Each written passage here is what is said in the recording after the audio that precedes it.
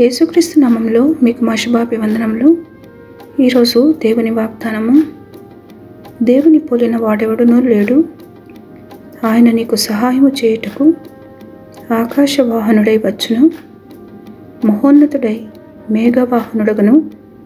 శాశ్వతుడైన దేవుడు నీకు నివాస స్థలము. నిత్యముగా నుండు బాహువులు నీ క్రింద నుండును. ద్వితీయోపదేశకాండము 33వ అధ్యాయము 26-27 వచనాలు. There is no one like the God of Israel. He rides across the heavens to help you, across the skies in majestic splendor. The eternal God is your refuge, and underneath are the everlasting arms. Deuteronomy chapter 33 verses 26 and 27.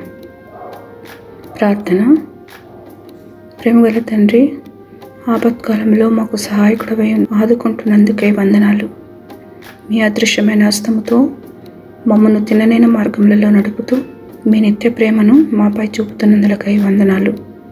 మీ కృప కొరకు వేచియుండి అక్కర్లలో, ఆపదలలో, అనారోగ్యములలో ఉన్నవారిని ఆదుకొనమని యేసు నామములో వేడుచున్నాము తండ్రి. Amen. Have a blessed day. God bless you.